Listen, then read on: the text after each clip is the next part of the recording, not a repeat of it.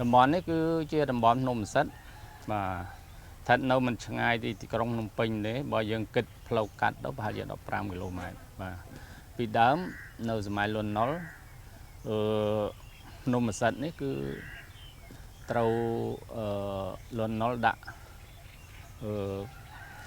ទាហានបាទទាហានកន្លែងហ្នឹងគឺទាហានលេខកងលេខ45បាទខ្ញុំចាំទៀតមិនជាការឈ្មោះថាច់ធឿងកន្លែងហ្នឹងបាទហើយមានដាក់កំភ្លើងផ្លុងនៅលើភ្នំនេះផងនៅលើភ្នំនោះផងហើយពេលមួយដែលខ្ញុំមកកឋិនហ្នឹងខ្ញុំឃើញអ្នកស្រុកហ្នឹងនៅស្រស់ស្រាយសបាយនឹងបនកឋិនហើយពេលបនជុំបិណ្ឌពិតមានតំបន់ហ្នឹងជាតំបន់ស្ថិតនៅក្នុងប៉ុលពតឡោមព័ទ្ធក៏នឹកគឺថាបំភ្លេចពេលជុំបិណ្ឌពេលចូលឆ្នាំអីនៅតែលេងល្បែងក្រែងបាទអញ្ចឹងកន្លែងហ្នឹងបើកន្លែងដតីទៀតតអត់បានអញ្ចឹងសម័យលន់នល់កន្លែងនេះជាកន្លែងទេសចរមួយបាទជាកន្លែងសបាយមួយបាទតែថាគេមក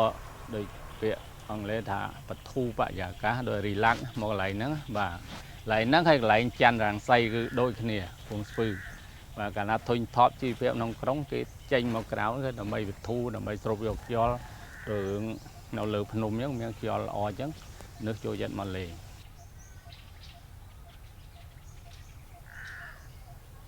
ក្មេងៗដែលស្ថិតនៅក្នុងយុវវ័យហ្នឹងបាទទោះបីនៅទីនេះក៏ដោយគឺអត់បានដឹងថាទីនេះហ្នឹងពីមុនមានស្អីទេបាទហើយអ្នកដែលឆ្លងកាត់ចុះឡើងទេសចរឃើញវាលអញ្ចឹងស្មានតែទួលអីដែលគេបង្រៀបអីចឹងណាសម្រាប់អ្នកពួកឡើងភ្នំអីហត់អីស្នាក់អាស្រ័យអញ្ចឹងប៉ុន្តែតាមពិតកន្លែងនេះគឺជាទីតាំងនៃគុកហើយទីតាំងជាកន្លែងដែលកាចសាហាវហើយអមនុស្សធម៌ជាទីបំផុតនៅសម័យប៉ុលពតហ្នឹងគឺកន្លែងទារុណកម្មគុកនេះបើនិយាយទៅមាន2ខ្នងហើយតជាប់គ្នាដោយយើងឈរលើទីតាំងនេះគឺជាប់មកកន្លែងគុកហើយបាទទីតាំងគុកមួយមានដំបូលបដោយប្រហែលជា20 ម៉ែត្របាទទៅតឹងពី3 ម៉ែត្រកន្លះទៅ4 ម៉ែត្រហើយតគ្នាដូចថាពីជើងខ្ញុំកំពុងបែរមកទៅជើងអញ្ចឹងពីជើងមកត្បូងហ្នឹងគឺថាមកដល់កន្លែងហ្នឹងប្រហែលជាមួយខ្នងហើយសល់កន្លែងនោះទៀត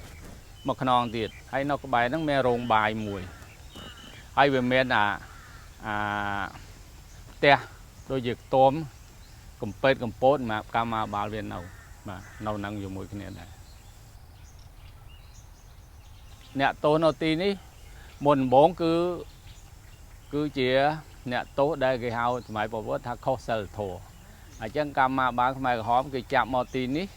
ពីរឿងខុសសិលធម៌ហើយអ្នកដែលខុសសិលធម៌ហ្នឹងមិនមែនជួនកាលអាចអត់មកអត់ដល់ទេវាទៅលើអារម្មណ៍អ្នកនាំជួនកាលវានាំមកដល់កន្លែងព្រៃណាមួយវាខ្ជិលវាវៃបង្ហើយដល់2 នាក់មែនទេជួនកាលមកដល់លើហ្នឹង